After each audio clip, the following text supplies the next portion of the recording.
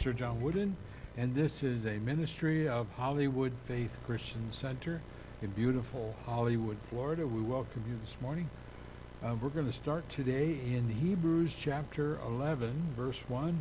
Now faith is the substance of things hoped for, the evidence of things not seen. Now we'll drop down to verse 6 in that same passage.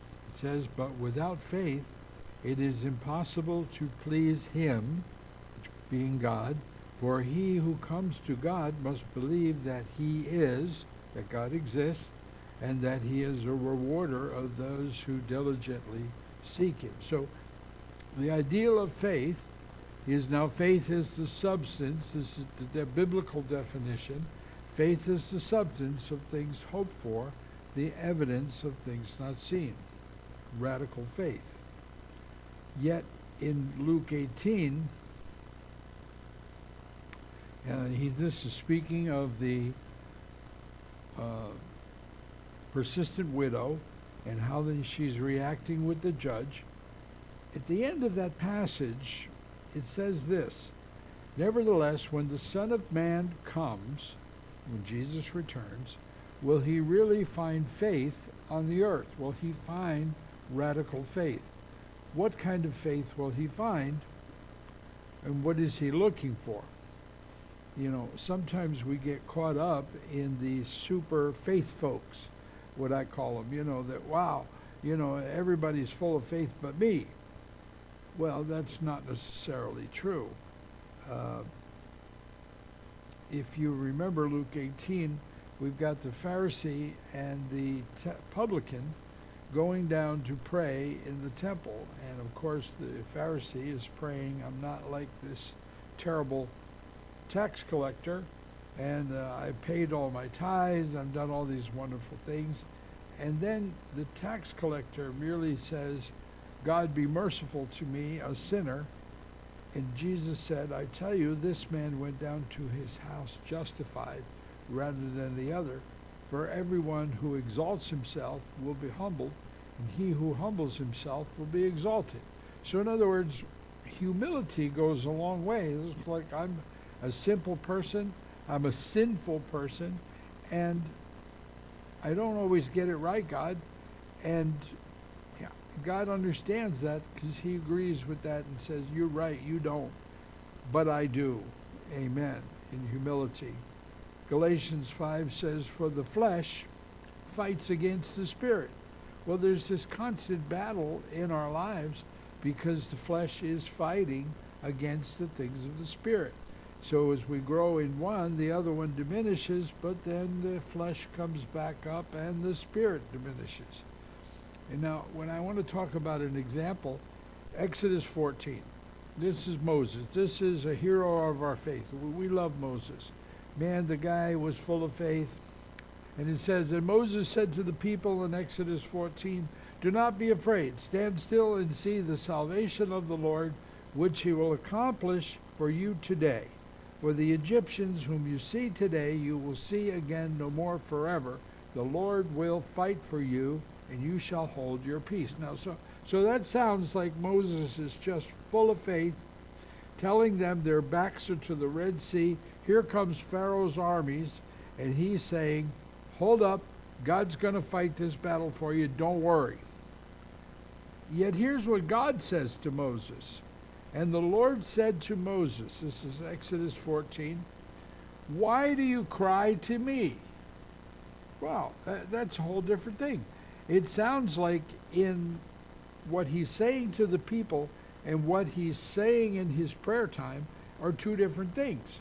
Why do you cry to me? Tell the children of Israel to go forward. Wow. So in other words, God is directing him and saying, you're crying out to me. You're telling me you don't know what to do. I'm telling you, you do know what to do, and go do it. Wow. So, where we thought he sounds like he's full of faith, in reality, God's saying, stop whining, get out there and do what you're supposed to do, what I told you to do.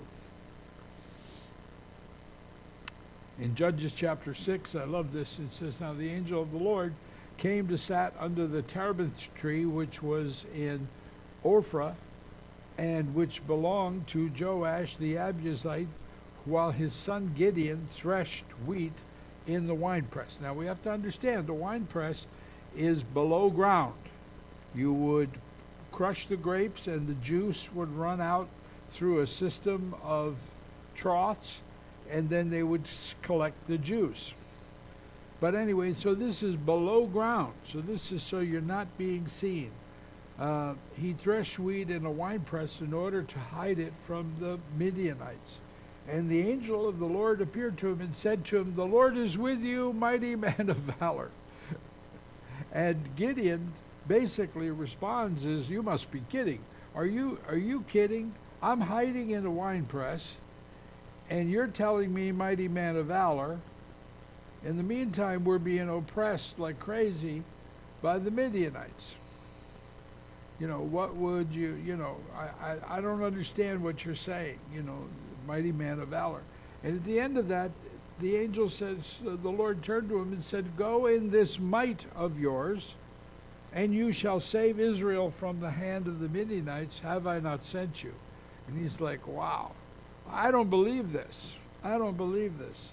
This is crazyville.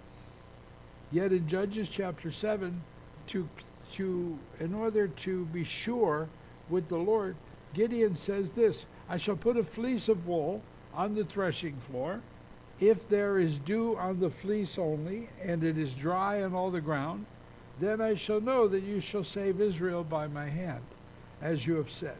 And so it was, when he rose early the next morning and squeezed the fleece together, he wrung the dew out of the fleece, a bowl full of water.